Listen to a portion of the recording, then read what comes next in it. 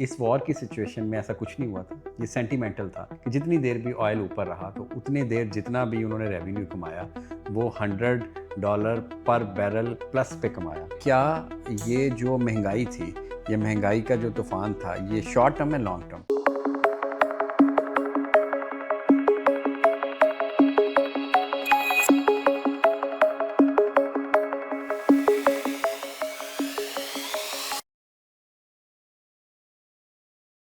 अस्सलाम वालेकुम Young's Capital family, welcome to another episode of Young Capital Talks.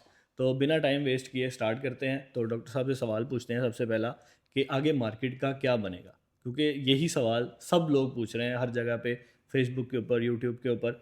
तो इसी सवाल से इसका आगाज़ करते हैं। तो जी डॉक्टर साहब, आगे मार्केट का क्या बनेगा? देखिए अली, ये क्वेश्चन शायद एक नजूमी इसका अच्छा आंसर कर सके कि आगे मार्केट का क्या बनेगा। लेकिन हमारे पैदा होने से पहले भी मार्केट काम कर रही थी, हमारे बाद भी मार्केट काम करेगी। हमने क्वेश्चन शुड बी कि हमारा क्या बनेगा। हमने अपनी अकाउंटेबिलिटी करनी है कि इस सारी सिचुएशन तो अब कूल डाउन हो रही है और इंडेक्स के काफ़ी शेयर्स अपने प्राइसेस पे आ भी गए हैं, अपने आप को री रेट कर चुके हैं। इवन कि अगर आप मेज़ान बैंक देखें, यूबीएल देखें, एफएफसी को देखें, मारी, ओजीडीसी, इन सारों को देखें तो ये तो ऑल टाइम हाई या एटलीस्ट अपने 3 साल के हाई के पास दोबारा पहुंच गई और मार्केट अभी भी 173-4 के आसपास है। तो मार्केट बिल्कुल ठीक रहेगी। ये जो आपका डिप आया था इसे वी शेप रिकवरी मिल रही है और इंशाल्लाह ताला अभी बहुत ज़्यादा positive news are on cards. जो पाकिस्तान में आज तक नहीं हुआ जब से पाकिस्तान बना है, वो अब होने जा रहा है। तो इस सिचुएशन में हम ये करते हैं तो मार्केट भी इतनी ही पॉजिटिव होगी जो आज तक नहीं हुई। तो आप इस सिचुएशन को इस तरह कैलकुलेट करें।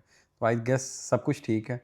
मार्केट को कुछ नहीं होगा, मार्केट पॉजिटिव रहेगी, कमाने वाले यहाँ से कमाएँगे और परेशान होने वाले, गैम्बलिंग माइंडसेट वाले और कमज़ोर ज़हन वाले फिर ये कहेंगे कि मार्केट सिर्फ अमीर लोगों का खेल है, ये तो फ्रॉड है और ये जुआ है।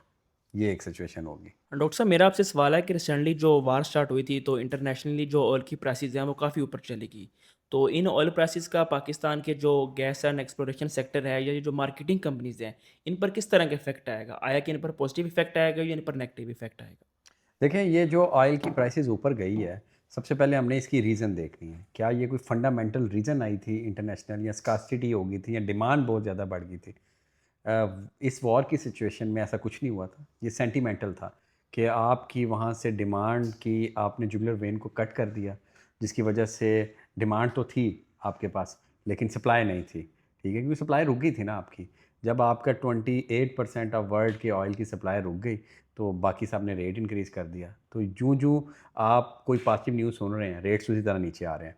आपने स्पेसिफिकली पूछा एक्सप्लोरेशन सेक्टर। देखें, this is a good thing exploration sector के लिए कि जितनी देर भी ऑयल ऊपर रहा तो उतनी देर जितना भी उन्होंने रेवेन्यू कमाया वो $100 पर बैरल प्लस पे कमाया, जो पहले 60 और 65 बैरल पर डॉलर थी, डॉलर पर बैरल।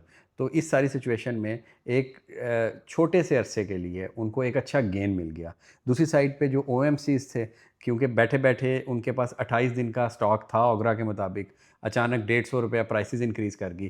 तो इन्वेंट्री गेन में भी जो आपके ओएमसी ऑयल मार्केटिंग कंपनीज है जैसे पीएसओ, अटक, इनको इन्वेंट्री गेन में भी अच्छा सा प्रॉफिट हो जाएगा।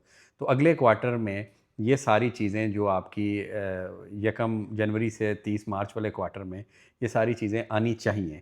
ठीक है, और आएंगी ये शॉर्ट टर्म के लिए, यानी एक क्वार्टर में अच्छा गेन मिलेगा, बाद में फिर चीज़ें स्टेबल होना शुरू हो जाएंगी।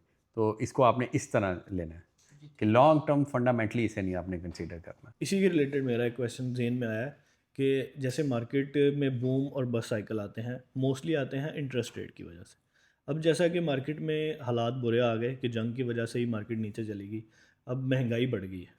अब आगे आपको क्या लगता है कि इंटरेस्ट रेट उनको बढ़ाना पड़ेगा या कम करना पड़ेगा आगे जाके? और वो ये बस साइकिल में काउंट होगा यही साला साइकिल? देखें, इंटरेस्ट रेट आपकी बेस आ जाती है, हर चीज़ घूम के इकोनॉमी में इंटरेस्ट रेट पे आ जाती है। इन्फ्लेशन भी इंटरेस्ट रेट पे आपकी।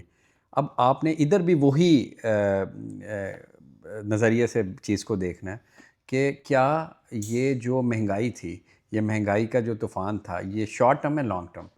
लॉन्ग टर्म से मुराद होती है जैसे कोविड के बाद लोगों के पास पैसा ज़्यादा आ गया, इंटरेस्ट रेट कम थे, पैसा ज़्यादा आया तो इन्फ्लेशन हो गई। और ये क्या ये वो वाली इन्फ्लेशन है? नहीं, ये वो इन्फ्लेशन नहीं है।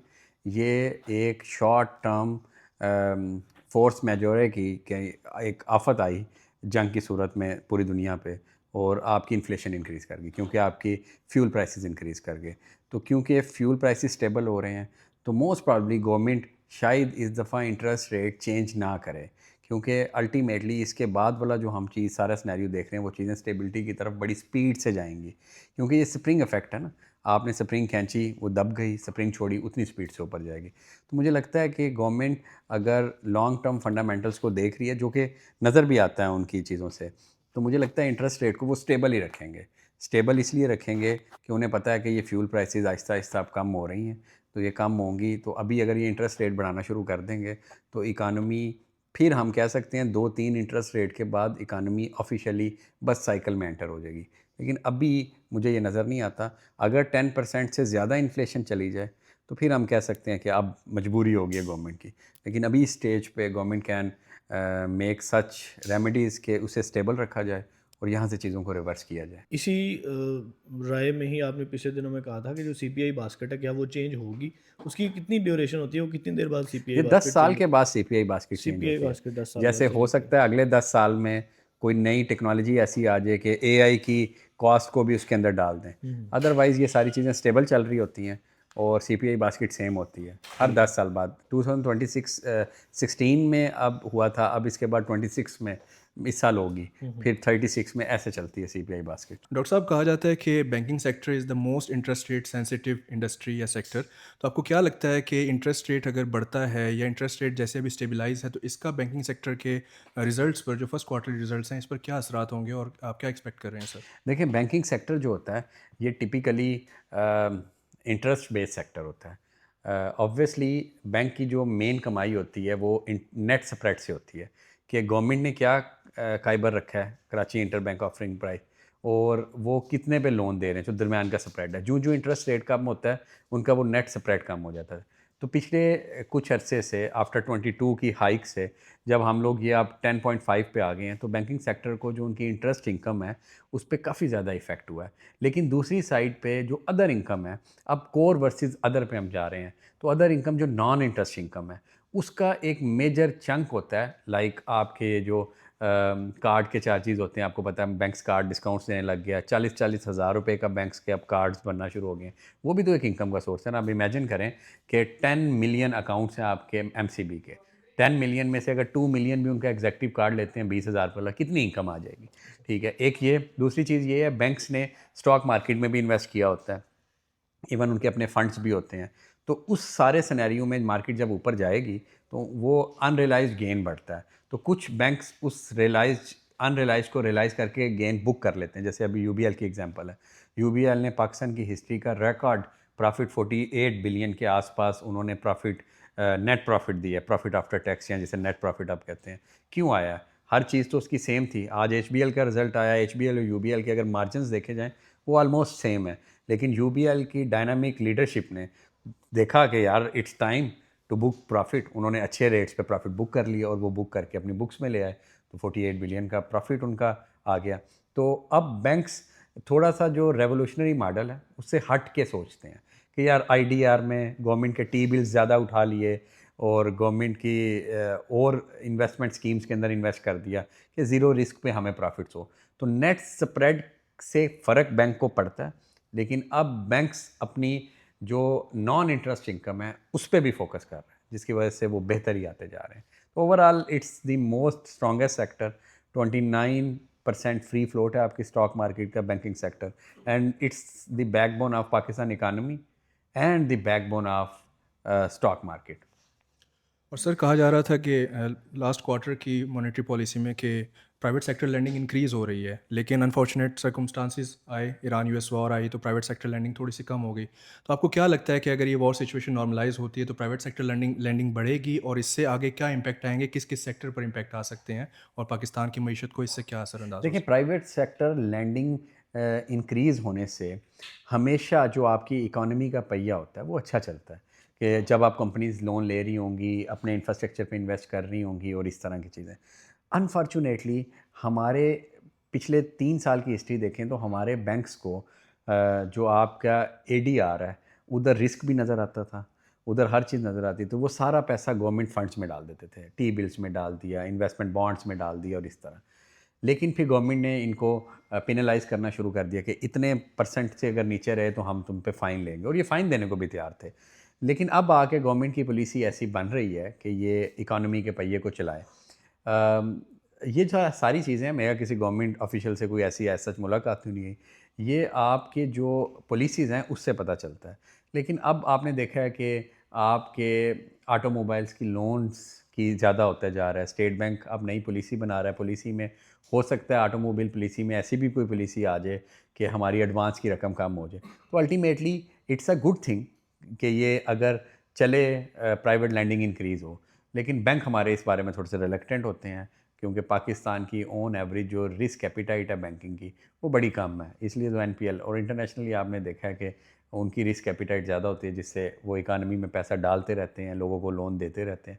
आज आप क्रेडिट कार्ड एक बनाने चले जाएँ पाकिस्तान में, आपको लग पता जाएगा कि यार इतना मुश्किल सिस्टम। आप क्रेडिट कार्ड के अलावा आप लोन तो काइंड ऑफ इम्पॉसिबल। बैंक तो लोन उन्हें देता है जिन्हें असल में लोन की ज़रूरत नहीं होती। ठीक है, तो ये सारा सिनेरियो है इसमें।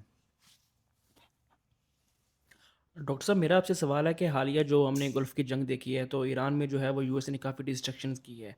तो जो पाकिस्तान का सीमेंट सेक्टर है, इस सीमेंट सेक्टर में आप एक शॉर्ट पीरियड के लिए या क्वार्टर के लिए जो है आप अच्छे रिजल्ट एक्सपेक्टेड कर सकते हैं कि पाकिस्तान को जो सीमेंट सेक्टर है उसको जो है वो मज़ीद जो है वो एक्सपोर्ट्स के जो है वो ऑर्डर मिल सकते हैं?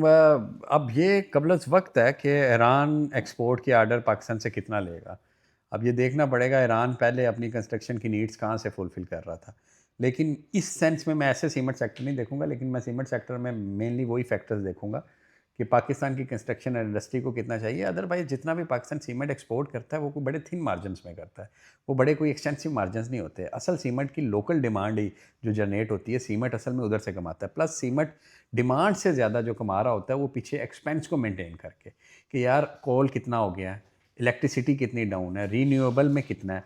तो आपने सीमेंट सेक्टर में जाना है तो एक ही रेशो सबसे पहले ईवी पर टन के एंटरप्राइज वैल्यू पर टन, आपने वही देखना है। उसमें पाकिस्तान सीमेंट सेक्टर में अभी 15 से 20% पोटेंशियल है यहाँ से इंक्रीज़ होने का। अच्छा डॉक्टर साहब, आज आपका टाइम कम लेते हैं हम लोग, क्योंकि थोड़ा सा आपके पास भी टाइम कम है।